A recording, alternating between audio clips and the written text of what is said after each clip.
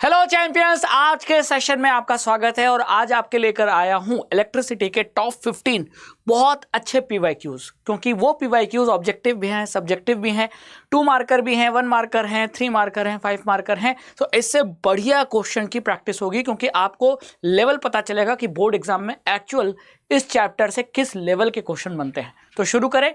तो पहला क्वेश्चन जानने से पहले आपको मैं बता दूं कि इस दीपावली के शुभ अवसर पर हमारा क्रैश कोर्स यानी उड़ान प्रो और उड़ान अब तक की सबसे लोएस्ट प्राइस पर आपको मिल रहा है। उड़ान प्रो 999 में और उड़ान 699 में। आपको इसी वीडियो के डिस्क्रिप्शन में जो लिंक है उड़ान प्रो और उड़ान का, उस लिंक पे क्लिक करके कोड अप्लाई करना है रघु K10 और इस क्रैश कोर्स में जुड़ जाना है। क्योंकि अगर आपको लगता है कि कम समय में पूरा सिलेबस रिवाइज करके मैं बोर्ड एग्जाम के लिए तैयार हो जाऊं, तो ये क्रैश कोर्स आपके लिए बना है। और उड़ान प्रो में तो हम आपको सैंपल पेपर भी दे रहे हैं, हर सब्जेक्ट का 10। तो ये सैंपल पेपर अलग से खरीदने से बढ़िया है कि उड़ान प्रो बैच ले लो, जिसमें सैंपल पेपर, उसकी प्रैक्टिस, क्वेश्चन, उसकी प्रैक्टिस और सिलेबस का रिवीजन सब कुछ मिलेगा। ठीक है, चलिए तो आगे बढ़ते हैं। और हो सकता है अगर आपको ये बैच लेने के बाद आपके ऐप पर इस टाइप का एक व्हील आए, जिसको आप क्लिक करेंगे तो ये स्पिन करेगा और जहां जाकर रुकेगा वो चीज़ आपको फ्री में मिलेगी। हो सकता है फीस रिफंड हो जाए, यानी उड़ान प्रो बैच का जो आपने पैसा दिया वो रिफंड हो जाए, आपको हमारी ई बुक पीवाईक्यू बुक मिल जाएगी, डिजिटल वॉच मिल सकता है या फ्री में सैंपल पेपर मिल सकता है। ठीक है, तो ये दिवाली ऑफर आपके लिए है। अभी जाइए और उड़ान प्रो और उड़ान में एनरोल कीजिए, लिंक डिस्क्रिप्शन में मिल जाएगा। ठीक है, चले आगे। चलिए, तो पहला क्वेश्चन आपकी स्क्रीन पर आ चुका है। आपको क्या बोला है? A piece of resistance of R is cut length wise into 3 identical parts. These parts are then connected in parallel. If the equivalent resistance of this combination is R dash, find the value of R upon R dash. Question क्या बोला है? Question में आपको ये बोला है कि एक वायर है। क्या है? एक वायर है, वायर का रेजिस्टेंस R है। अब वायर को हमने 3 पार्ट में, 3 इक्वल पार्ट में कट कर दिया है ना, और उसको हमने फिर किस में जोड़ दिया? उसको हमने फिर पैरेलल में जोड़ दिया। तो आपको बताना है कि अगर हमने इसको पैरेलल में जोड़ दिया, मान लो ये 3 पार्ट को मैंने पैरेलल में जोड़ दिया, तो जो उनका इक्विवेलेंट रेजिस्टेंस है वो R डैश है। तो R अपॉन R डैश का आपको क्या निकालना है? रेशो निकालना है। ठीक है, अब आप ये देखो कि जब हम वायर को 3 इक्वल पार्ट में कट कर रहे हैं तो क्या एरिया बदलेगा? नहीं। क्या वायर का मटेरियल बदलेगा? नहीं। सिर्फ क्या बदलेगा? लेंथ। और अगर सिर्फ लेंथ बदल रहा है तो हमें पता है रेजिस्टेंस लेंथ के डायरेक्टली प्रोपोर्शनल होता है। अगर लेंथ 1/3 हो गया, क्योंकि हम इक्वल पार्ट में ब्रेक कर रहे हैं, 3 इक्वल पार्ट में, तो लेंथ L/3 हो गई, तो रेजिस्टेंस भी क्या हो जाएगा? R/3, R/3, R/3। अब इन R/3 को हमने पैरेलली जोड़ दिया है ना, तो R डैश कैसे निकालेंगे? तो R डैश हो जाएगा 1 upon R dash equal to 1 upon R/3 plus 1 upon R/3 plus 1 upon R/3। तो ये हो जाएगा 3/R इंटू 3, यानी ये हो जाएगा 9/R। तो R डैश कितना आ जाएगा? R डैश आ जाएगा आपका R/9। और आपको रेशो किसका पूछा था? R upon R dash. पहले रेजिस्टेंस कितना था? R, और अब रेजिस्टेंस कितना है? R dash. तो R की वैल्यू तो R ही रहेगी और R डैश की वैल्यू R/9 हो जाएगी, है ना। तो ये कैंसिल आउट हो जाएगा, ये आ जाएगा 9/1। और आपके इस क्वेश्चन का आंसर क्या है? 9/1, यानी कि आंसर हो जाएगा डी। डन। और आपको कंफ्यूज करने के लिए 1/9 भी दिया है, क्योंकि कई बच्चे यहाँ क्या करेंगे? यहाँ 1R/3 कर देंगे। ध्यान रखना है 1/R होता है और R मतलब रेजिस्टेंस, तो यहाँ रेजिस्टेंस की वैल्यू R/3 है। ठीक है, तो आपको यहाँ R/3 रखना है, यानी ये 3 ऊपर चला जाएगा। और इसीलिए ऑप्शन में कंफ्यूज करने के लिए 1/9 भी दिया था। ठीक है, चले अगले क्वेश्चन पे। अगला क्वेश्चन क्या बोला है? एक इलेक्ट्रिक बल्ब है जिसकी रेटिंग 220 वोल्टेज और 11 वॉट है। The resistance of its filament when it glows with a power supply of 220 volt. यानी आपको पावर दिया है, आपको पावर 11 वॉट दिया है और वोल्टेज दिया है 220 वोल्ट, और आपसे इस बल्ब के फिलामेंट का रेजिस्टेंस पूछा है। तो इन तीनों को कनेक्ट करने वाला फॉर्मूला जरा आपको दिमाग में लाना पड़ेगा। तो वो कौन सा फॉर्मूला है जहां तीनों आते हैं? अरे वो फॉर्मूला है P = V²/R, है ना, यही है ना। तो यहां हमको R निकालना है, तो R क्या हो जाएगा? V²/P। V² मतलब 220 × 220 और अपॉन में पावर हो जाएगा 11 वाट, ठीक है।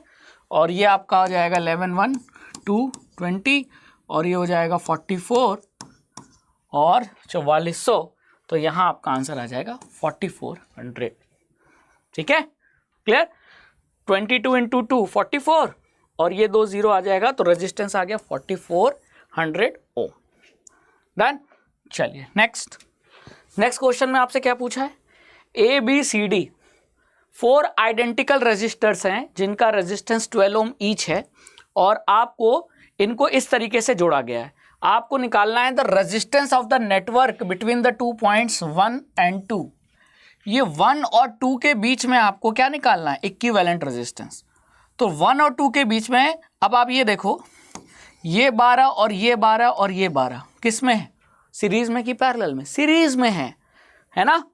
ये देखो यहां से लेकर अगर मैं इस रास्ते से चलूं तो एक ही रास्ता है ना, और जब सिंगल रास्ता होता है तो कनेक्शन क्या होता है? सीरीज। तो ये 12 और ये 12 और ये 12 कितना हो जाएगा? 12 24 36 हो जाएगा। अब A से B जाने के अब 2 रास्ते, एक 12 ओम का और एक 36 ओम का, है ना। और इसके बाद आप पहुंचोगे 1 से कहां? 2 पे। अब 12 और 36 किस में हो जाएंगे? पैरेलल में। और इन्हीं दोनों का इक्विवेलेंट आपको निकाल लेना है। तो इन दोनों का इक्विवेलेंट निकालेंगे तो कितना हो जाएगा? 1/R = 1/12 + 1/36, है ना। और 12 और 36 का एलसीएम निकाल लो। 2 6 = 12, 2 8 × 16, 2 3 × 6, 2 9 × 18, 3 1 × 3 3 × 3 1 × 1 1 × 2 2 × 4 4 3 × 12 2 3 × 36, ठीक है। ये आ जाएगा 1/R। तो 12 से 3 टाइम्स जाएगा, 36 से 1 टाइम जाएगा, तो ये आ जाएगा 4/36। 4/36 का मतलब है 1/9। तो R की वैल्यू कितनी आ गई? 9 ओम। यहाँ अक्सर गलती होती है, रेसिप्रोकल करना भूल जाते हैं लोग। कहते हैं बच्चे कि 1/9 होगा, नहीं, 1/9 आंसर नहीं होगा। 1/R की वैल्यू थोड़ी पूछा है आपको, R यानी रेजिस्टेंस निकालना है। तो इसको रेसिप्रोकल करोगे तो ये भी रेसिप्रोकल करना पड़ेगा। तो आंसर क्या आ गया? 9 ओम, ठीक है, डन। चलो, तो ये आ गया 9 ओम। आगे चले नेक्स्ट। द IV ग्राफ में आपको 3 रजिस्टर R1, R2 और R3 के बीच में सही रिलेशन क्या है वो पूछा है। तो सबसे पहले हम समझ गए कि क्वेश्चन देखकर कि ये ओम्स लॉ का ग्राफ है, और ग्राफ कौन सा है? VI नहीं है, IV ग्राफ है। अब यहां मैंने एक ट्रिक बताई थी। ट्रिक क्या है? IV ग्राफ के केस में या VI ग्राफ के केस में जो स्लोप, इस लाइन को क्या कहते हैं? स्लोप। जो स्लोप V के करीब होता है उसका रेजिस्टेंस ज्यादा होता है। तो V के करीब सबसे कौन है? R3। तो मैक्सिमम रेजिस्टेंस R3 होगा और मिनिमम R1 होगा, है ना। तो R3 सबसे ज्यादा, उससे कम R2, उससे कम R1। तो ऑप्शन क्या रह रहा है? R3 सबसे ज्यादा, उससे कम R2, सबसे कम R1। तो answer D is the right answer. Done. चलिए क्वेश्चन नंबर 5 पे आ जाइए। You have 4 resistance of same material. Select the wire which will offer the least resistance to the flow of current in an electric circuit. आपको बोला है कि wire का material same है, तो आपको इन चारों में वो वायर बताना है जिसका रेजिस्टेंस क्या है? सबसे कम, लीस्ट। यानी R की वैल्यू, रेजिस्टेंस की वैल्यू क्या होनी चाहिए? मिनिमम, ताकि वो करंट को मिनिमम रेजिस्ट करे। अब रेजिस्टेंस मिनिमम कब होगा? तो यहां आपको ध्यान लगाना है, रेजिस्टेंस होता है रो इंटू लेंथ L/एरिया A। लेकिन जरा ऑप्शन देखो, लेंथ तो है लेकिन एरिया नहीं दिया है, एरिया की जगह डायमीटर दिया है। तो आप डायमीटर का रिलेशन एरिया से बैठाना पड़ेगा। तो मैं इसी फॉर्मूले को, एरिया क्या होता है? एरिया होता है πr², और रेडियस का मतलब होता है डायमीटर का आधा। तो मैं रेडियस को डायमीटर का आधा लिख सकता हूँ। अब आर का स्क्वायर है तो इसका स्क्वायर हो जाएगा। ठीक है, तो ये बन जाएगा क्या, पाई डी स्क्वायर अपॉन 4। तो मैं इसको क्या भी लिख सकता हूँ, रो इंटू लेंथ एल अपॉन क्या, पाई डी स्क्वायर अपॉन 4। 4 ऊपर चला जाएगा। तो 4 कांस्टेंट है, रो कांस्टेंट है, पाई कांस्टेंट है, तो यानी कुल मिलाकर रेजिस्टेंस किसके इनवर्सली प्रोपोर्शनल हो गया, resistance is proportional to L upon D square. L और डी के टर्म्स में, यानी लेंथ और डायमीटर के टर्म्स में मेरा रेजिस्टेंस आ गया। अब एल अपॉन डी स्क्वायर की वैल्यू जहां सबसे कम होगी वहां आर भी तो कम होगा। अब चारों केस में देख लेते हैं, 1 2 3 4। ठीक है, एल अपॉन डी स्क्वायर, यही तो देखना हमको, रेडियस मतलब डायमीटर का आधा। हाँ ठीक है, अब देखो पहले में लेंथ कितना है 12 और डायमीटर कितना है 2d। तो लेंथ है 12 और डायमीटर है 2d, तो 2d का स्क्वायर मतलब ये हो जाएगा 4d स्क्वायर, है ना। सेकंड केस में लेंथ l है, डायमीटर d है, तो ये तो आपका simple l upon D square आएगा। फिर l/2 d/2, तो ये l/2 है तो ये हो जाएगा l अपॉन 2 और ये d स्क्वायर बाई 4। ठीक है, तो ये 4 ऊपर जाएगा, 2 नीचे आएगा, तो ये हो जाएगा 2l अपॉन डी स्क्वायर। ठीक है, और फोर्थ के लिए l/4 d/4, तो ये हो जाएगा l/4 और ये d/4, तो d/4, तो d स्क्वायर बाई 16 ऊपर चला जाएगा और 4 नीचे आ जाएगा, तो ये हो जाएगा 4l अपॉन डी स्क्वायर। ठीक है, अब आप ही बताओ, इन सारी वैल्यू को कंपेयर करो,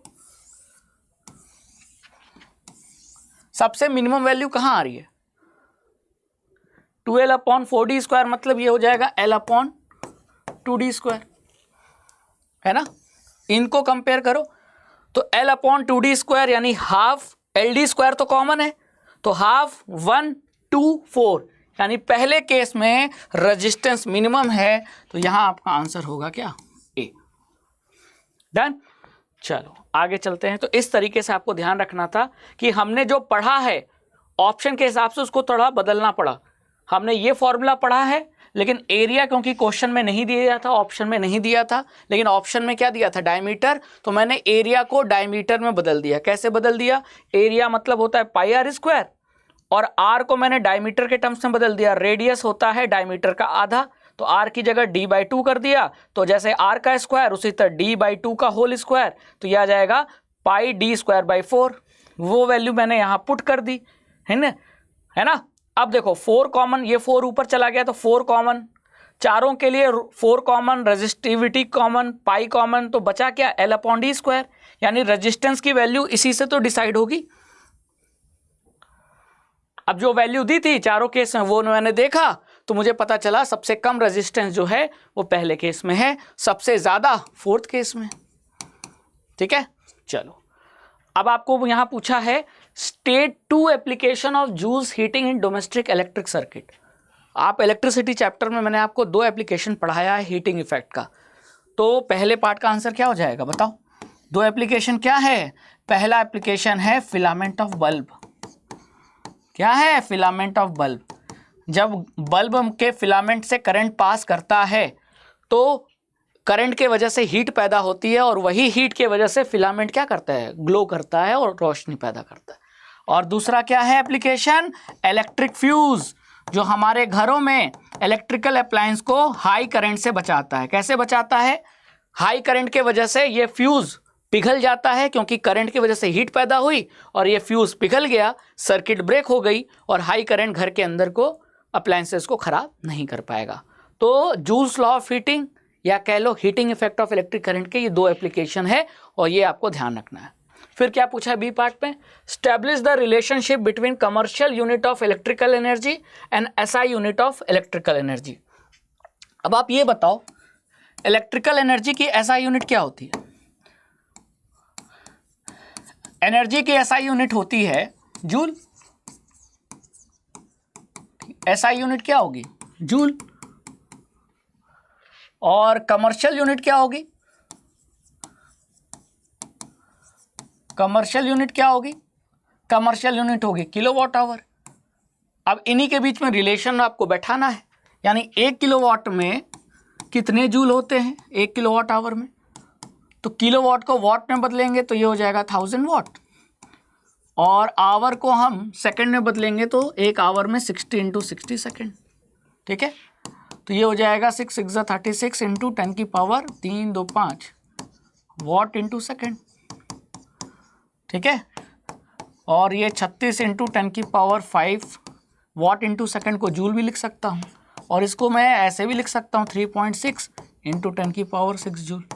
तो हमारा मतलब आ गया कि 1 किलोवाट आवर में, जो कि कमर्शियल यूनिट है, और जूल जो कि एसआई यूनिट है, तो कमर्शियल यूनिट और एसआई यूनिट में क्या रिलेशन है वो हमारा इस तरीके से सॉल्व हो गया कि 1 किलोवाट आवर में 3.6 इंटू 10 की पावर 6 जूल होता है। आप चाहो तो ये भी लिख सकते हो 36 इंटू 10 की पावर 5, दोनों मतलब एक ही है। ठीक है, चले आगे। तो दिवाली पे मैंने आपको बता ही दिया है कि उड़ान प्रो और उड़ान जो हमारा क्रैश कोर्स है, जिसको हम कम समय में आपका सिलेबस रिवीजन और प्रैक्टिस, क्वेश्चन प्रैक्टिस और सैम्पल पेपर को सॉल्व कराने के लिए हम लेकर आए हैं। इस दिवाली पर सबसे कम प्राइस पर हम आपको दे रहे हैं, क्योंकि इससे कम प्राइस अब आएगी नहीं, क्योंकि ये दिवाली सबसे इस साल का आखिरी फेस्टिवल है, बड़ा फेस्टिवल। दिवाली छठ के बाद क्या ही होता है ना, क्लियर। तो ये फेस्टिवल के साथ साथ ये उड़ान प्रो बैच और उड़ान बहुत ही ज़्यादा अफोर्डेबल बन चुका है आपके लिए। आप इसको ले लीजिए, और सैम्पल पेपर भी मिलेगा, अलग से आपके पैसे नहीं खर्च होंगे। लिंक डिस्क्रिप्शन में है दोनों बैचेस की, वहाँ से क्लिक करना, रघु K10 कोड अप्लाई करना, और इसी प्राइस पर आपको ये बैच मिल जाएगा। दिवाली के बाद क्लासेस शुरू होंगी। चलिए next question number 7। Electric kettle is rated 750 watt to 20 volt. Can this kettle be used in a circuit which has fuse of current rating 3 ampere? Fuse की रेटिंग है, फ्यूज की रेटिंग, और फ्यूज की rating किस में होती है? Ampere में होती है। कितनी है? 3 एम्पियर। तो इसका मतलब कि अगर 3 एम्पियर से ज्यादा का करंट फ्यूज में घुसेगा तो फ्यूज मेल्ट कर जाएगा। अब कितना करंट फ्यूज में जा रहा है ये हमें चेक करना पड़ेगा, उसके लिए हमको डाटा दे रखा है। तो केटल का हमको पावर दे रखा है कितना? 750 वॉट, और केटल कितने वोल्टेज पे काम कर रहा है? 220 वोल्ट पे। तो आप ये बताओ केटल पे कितना करंट जाएगा वो पता लग जाएगा इससे। कैसे पता लगेगा? आपको ये फॉर्मूला लगा देना है, पावर इक्वल टू VI। तो I क्या हो जाएगा? I हो जाएगा P/V। P कितना है? 750 वॉट। वोल्टेज कितना है? 220 वोल्ट। ये 0 0 कट गया, ये आ गया 75/22। अब 75/22 करो, कितना आएगा करंट? तो मैं यहाँ कैलकुलेटर की हेल्प लेता हूँ, और 75 डिवाइडेड बाय 22, 3.4। कितना आ जाएगा? 3.4।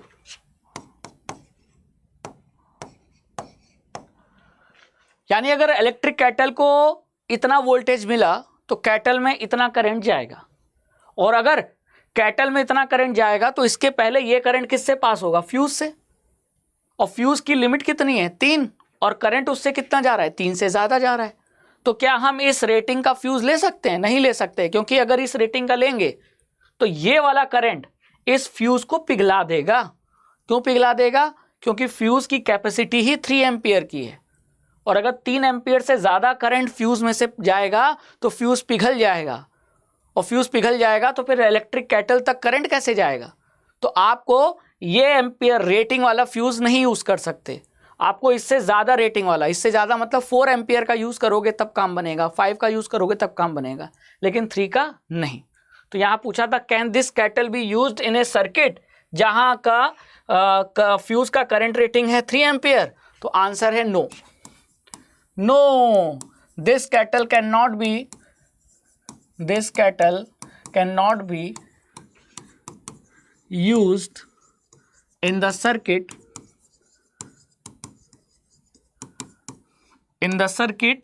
which has fuse of rating 3 rating 3 ampere, क्योंकि ऐसे फ्यूज को, ऐसे कैटल को कितना चाहिए, इतना करंट, कैटल को इतना करंट चाहिए और आपने फ्यूज लगा रखा है 3 एम्पियर का, तो जब कैटल में ये करंट जाएगा तो फ्यूज तो पिघल जाएगा, इसीलिए। ठीक है, फ्यूज विल मेल्ट,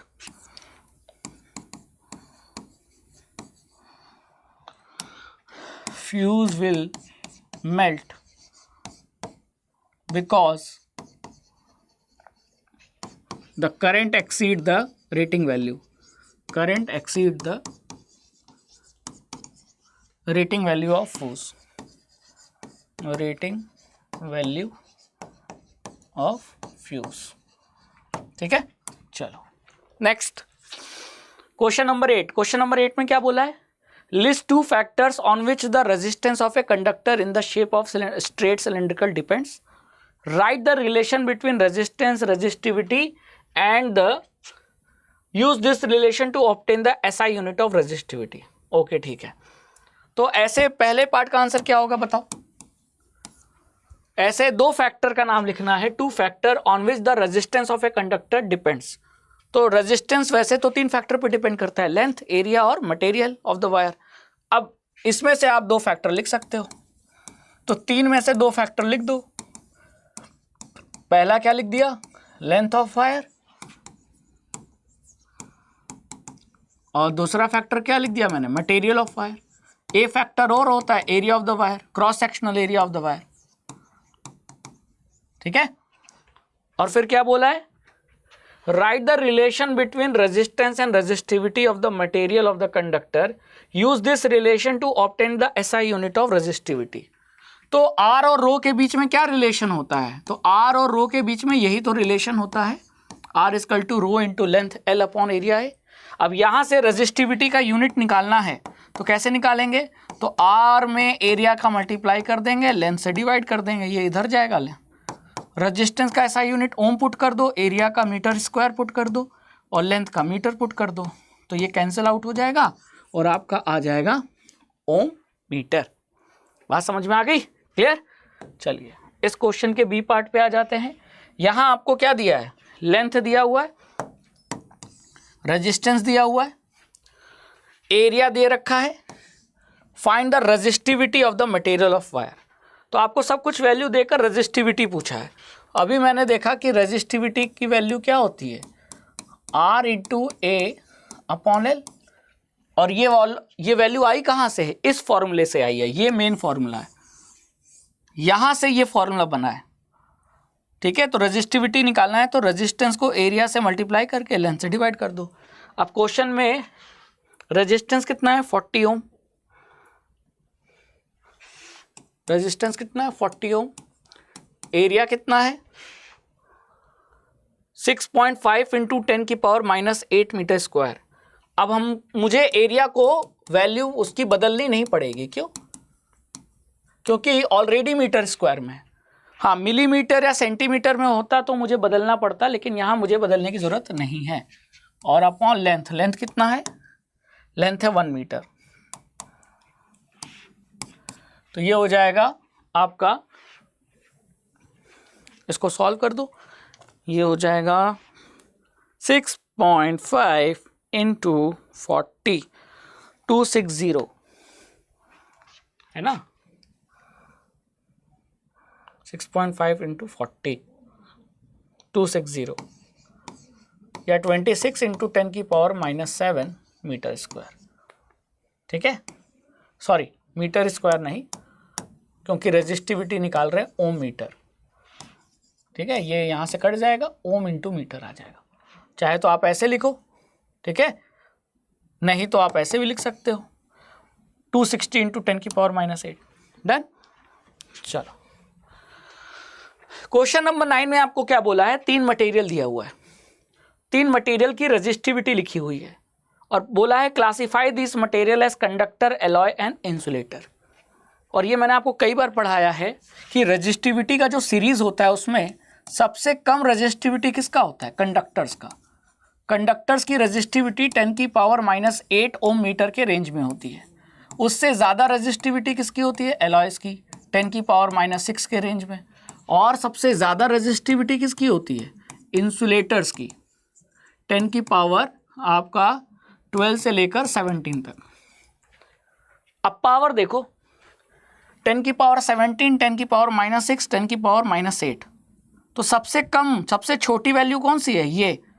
और सबसे छोटी वैल्यू यानी सबसे कम रेजिस्टिविटी किसकी होती है? कंडक्टर की, है ना। कंडक्टर की रेजिस्टिविटी किस रेंज में होती है? 10⁻8।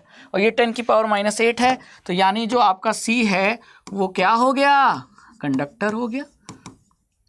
10⁻6 ये एलॉय हो गया। और सबसे ज़्यादा रेजिस्टिविटी किसकी होती है? इंसुलेटर की, तो A क्या हो गया? इंसुलेटर। तो हमने तीनों मटेरियल को on the basis of their resistivity values हमने क्लासिफाई कर दिया। अब कितना प्यारा क्वेश्चन है। इस टाइप का क्वेश्चन बच्चे नहीं सॉल्व कर पाते हैं, लेकिन उनको मैं अगर एक ट्रिक बता दूं कि भैया ये ध्यान रख लो, तो क्वेश्चन बन जाएगा, है ना। सबसे कम रेजिस्टिविटी कंडक्टर्स की, उससे ज़्यादा एलॉयज की, और सबसे ज़्यादा इंसुलेटर की। तो पहले पार्ट का आंसर आ गया। अब दूसरे पार्ट में क्या पूछा है? Give one example of each of this material and state one use of each material in the design of an electric appliance, से एन इलेक्ट्रिकल स्टोव और इलेक्ट्रिकल आयरन। आपको पहली बात इन तीनों का एक एग्जाम्पल देना है, यानी इंसुलेटर का एक एग्जाम्पल, एलॉय का एग्जाम्पल और कंडक्टर का एग्जाम्पल। ठीक है, तो कंडक्टर का एग्जाम्पल क्या हो जाएगा? कॉपर हो जाएगा। एलॉय का कॉन्स्टेंटन है, मैग्नेनिन है ना, मैग्नेनिन है, नाइक्रोम है। और इंसुलेटर का तो ग्लास हो गया, वुड हो गया। और तीनों का यूज, ये भी बोला यूज बता दो। तो कॉपर का क्या है? इलेक्ट्रिसिटी ट्रांसमिशन में, यानी बिजली को एक जगह से दूसरी जगह भेजना, इलेक्ट्रिसिटी ट्रांसमिशन। और एलॉयस का यूज कहाँ होता है? हमारे हीटिंग एलिमेंट में, heating element of heating devices, heating element of devices. ठीक है। और ग्लास का तो आपको पता ही है, ग्लास का कहाँ यूज होगा? एज ए इंसुलेटर यूज होगा। ठीक है, चलो next. 4 resistor, each of resistance 2 ओम।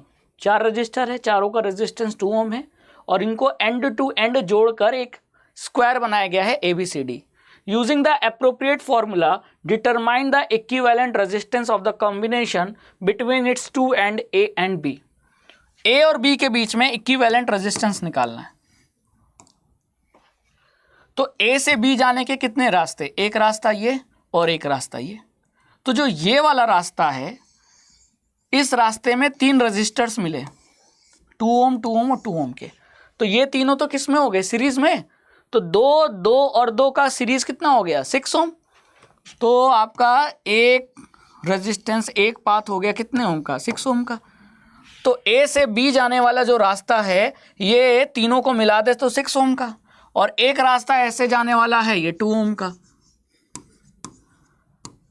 अब आप ये बताओ, A से B जाने के 2 रास्ते, तो अब ये 2 और 6 किस में है? पैरेलल में। तो बस इन्हीं को सॉल्व कर लो, तो आपका इक्विवेलेंट आ जाएगा। तो 1/r हो जाएगा 1/2 प्लस 1/6।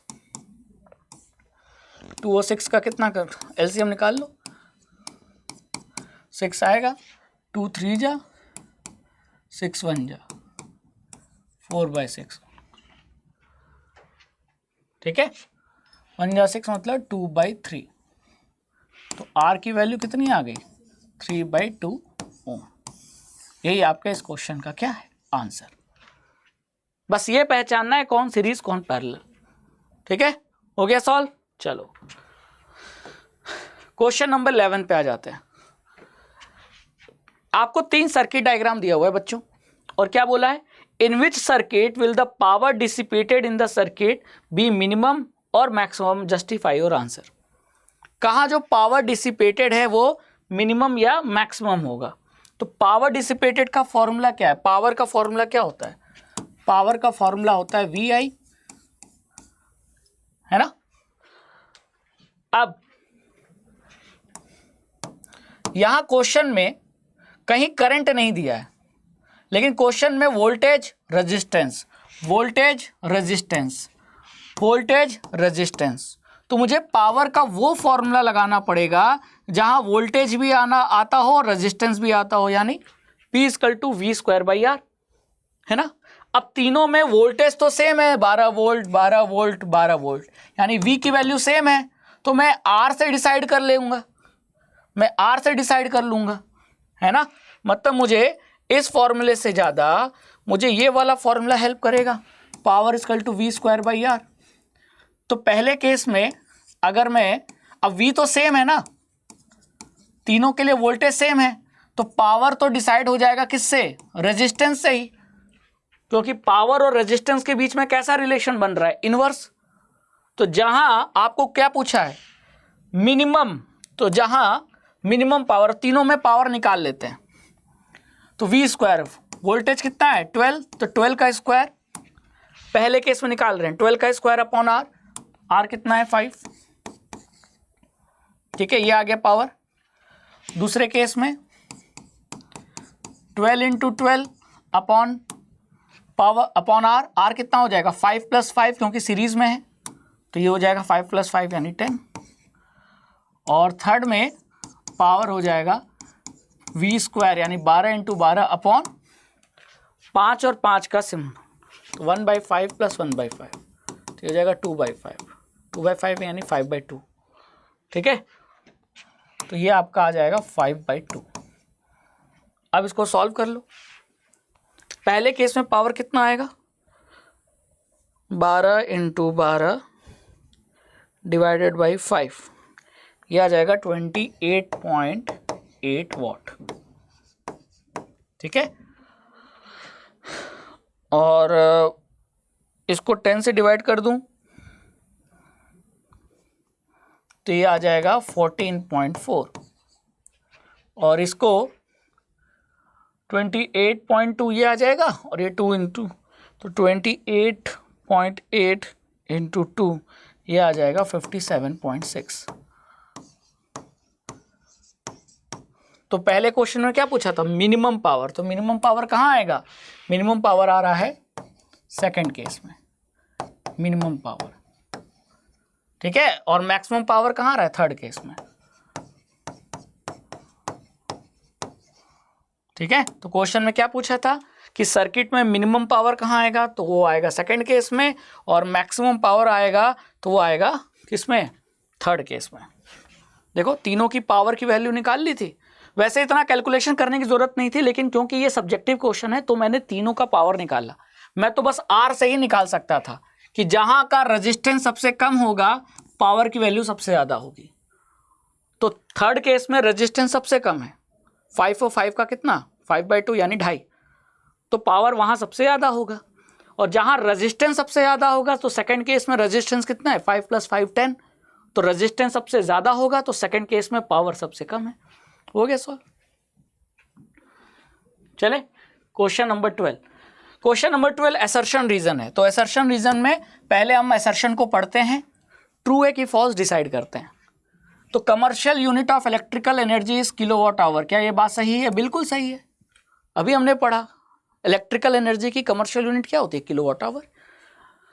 और रीजन में लिखा है कि 1 kWh होता है 10⁶ जूल। गलत, 3.6 × 10⁶ जूल होता है, तो ये तो फॉल्स हो गया। तो assertion true reason false, assertion true reason false, तो ऑप्शन कौन सा होगा, सी होगा, है ना। चलिए नेक्स्ट, आपको एक सर्किट दिया है, सर्किट को देकर आपसे क्या पूछा, total resistance offered by 3 resistor. ये तीनों रजिस्टर मिलके कितना रेजिस्टेंस ऑफर करेंगे। Reading of the ammeter, reading of the volt meter. तो एमीटर तो करंट की रीडिंग देगा, वोल्ट मीटर यहाँ से यहाँ तक जो वो पोटेंशियल डिफरेंस है उसकी रीडिंग देगा, ठीक है। तो पहले हम पहला पार्ट सॉल्व करते हैं। तो पहले पार्ट के लिए मुझे दिख गया कि 2 और 4 और 6 किस में है, बताओ बच्चों, सीरीज में है कि पैरेलल में। साफ साफ दिखाई दे रहा है सीरीज में। तो सीरीज में क्या करते हैं, डायरेक्टली ऐड कर देते हैं। तो यहाँ मेरा पहले पार्ट का जो आंसर है R इक्विवेलेंट हो जाएगा 2 ओम, 4 ओम और 6 ओम। 2 ohm, 4 Om, 6 Om, 6 4 10 2 12, 12 Om is the answer, ठीक है। अब पूरे सर्किट का रेजिस्टेंस आ गया कितना, 12 ओम। पूरे सर्किट का रेजिस्टेंस पोटेंशियल, पूरे सर्किट का रेजिस्टेंस आ गया 12, पूरे सर्किट का पोटेंशियल कितना है 6, तो करंट निकाल लूंगा, और जो करंट निकालूंगा वही करंट तो इसी बैटरी से निकलेगा, तो वही तो एमीटर की रीडिंग होगी। यानी मैं सर्किट का टोटल करंट निकाल लूं, तो टोटल करंट कैसे निकालूंगा, लगाऊंगा ओम्स लॉ, V कितना है 6 वोल्ट, I निकालना है, और R अभी निकाला आपने पूरे सर्किट का, तो ये हो जाएगा आपका 6/12 यानी 1/2 एम्पियर। तो जो सर्किट का करंट है वही तो एमीटर की रीडिंग होगी, तो यानी कि ये एमीटर की रीडिंग भी हो गई।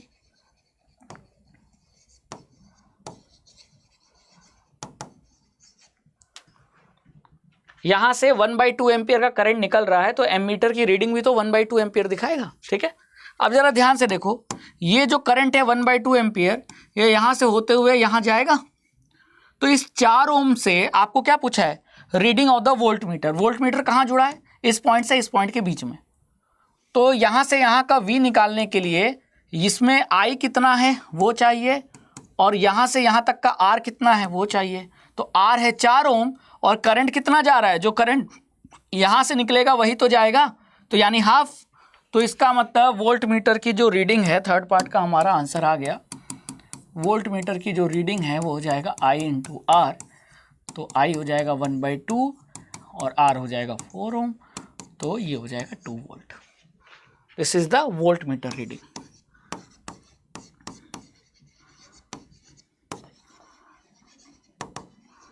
ठीक है, डन, समझ में आ गया।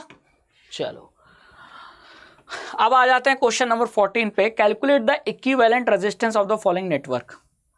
ए से बी का इक्विवेलेंट रेजिस्टेंस निकालना है, तो ये 20 और ये 20 किस में है, पैरेलल में कि सीरीज में। साफ साफ दिखाई दे रहा है, एक पटरी ऐसे एक पटरी ऐसे, तो जैसे ट्रेन की 2 पटरियां होती हैं पैरेलल, उसी तरह ये भी तो 2 पटरियों की तरह है पैरेलल। तो 20 और 20 का पैरेलल कितना हो जाएगा, तो 1/R = 1/20 + 1/20 यानी 2/20, 2/20 यानी 1/10। तो इन दोनों का रेजिस्टेंस कितना निकला,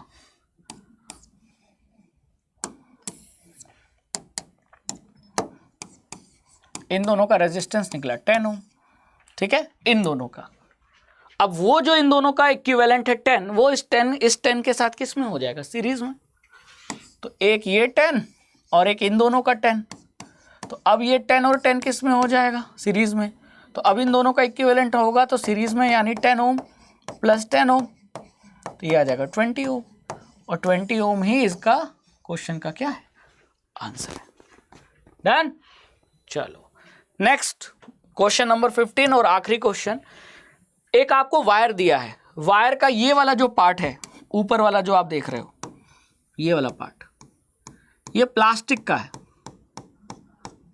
एक्चुअल में वायर केवल इतने हैं, ये जो आप देख रहे हो ना, ये जो ब्लैक पोर्शन, बस यही वायर है।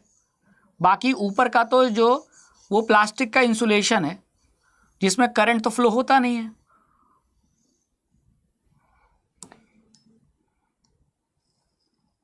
बात समझ में आई,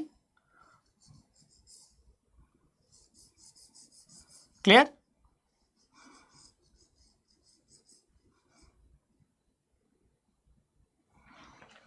तो वायर अंदर है, ऊपर प्लास्टिक का इंसुलेशन है।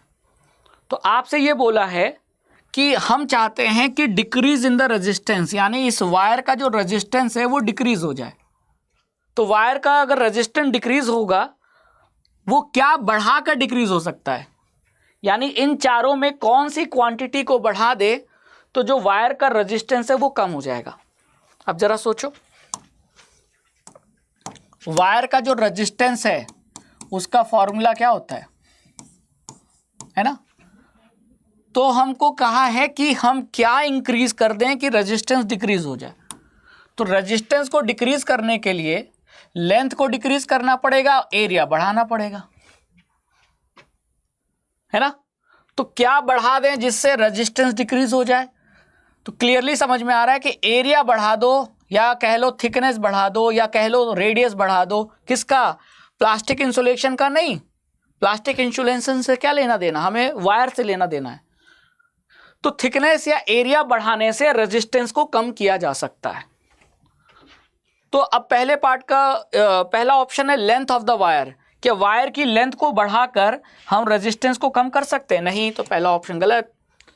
क्या वायर के डायमीटर को बढ़ाकर रेजिस्टेंस को कम किया जा सकता है? बताओ, वायर के डायमीटर को बढ़ाकर रेजिस्टेंस को कम किया जा सकता है? तो डायमीटर बढ़ाएंगे, increase in diameter of the wire, diameter बढ़ेगा तो एरिया बढ़ेगा, और एरिया बढ़ेगा तो रेजिस्टेंस कम हो जाएगा। बात तो सही है। टेम्परेचर तो कांस्टेंट मान के चलते हैं ओम्स लॉ में, क्योंकि टेम्परेचर हम बदलते ही नहीं है ना। तो ये, क्योंकि टेम्परेचर बढ़ाओगे तो रेजिस्टेंस बढ़ जाता है, लेकिन हमें रेजिस्टेंस को डिक्रीज करना है, तो ये भी ऑप्शन गलत। और thickness of the plastic insulation से कोई लेना देना नहीं है, तो डी ऑप्शन भी गलत। यानी हमारा सही आंसर क्या होगा? बी। ठीक है, थिकनेस बढ़ाएंगे यानी एरिया बढ़ाएंगे तो वायर का रेजिस्टेंस घट जाएगा। और अगर ये कहता कि रेजिस्टेंस को बढ़ाना है कोई चीज़ बढ़ाकर, तो वायर का लेंथ बढ़ाकर रेजिस्टेंस को बढ़ाया जा सकता है। यहाँ प्लास्टिक इंसुलेशन से कोई लेना देना नहीं है। ठीक है, तो ये हो गया हमारा क्वेश्चन सॉल्व। ठीक है, तो यहाँ हम एंड करते हैं, लेकिन जाते जाते आपको अगेन दिवाली ऑफर बताते जाऊं कि हमारा जो उड़ान प्रो और उड़ान क्रैश कोर्स है वो अब तक के सबसे लोवेस्ट प्राइस पर आपको मिल रहा है। तो जाते जाते इस बैच में इनरोल हो जाइए, और दिवाली मनाने के बाद इस बैच की क्लासेस शुरू हो जाएंगी। तो अगले 1-1.5 महीने ताबड़तोड़ पढ़ाई से आप इसका पूरा जो बोर्ड एग्जाम का सिलेबस है वो खत्म कर सकते हो, और कॉन्फिडेंस के साथ बोर्ड एग्जाम और प्री बोर्ड एग्जाम दे सकते हो। और बोर्ड एग्जाम तो आपका डेफिनेटली अच्छा जाएगा अगर प्री बोर्ड अच्छा जाएगा, और प्री बोर्ड अच्छा तभी जाएगा जब सैम्पल पेपर लगाओगे। सैम्पल पेपर कहाँ मिल रहा है? उड़ान प्रो में।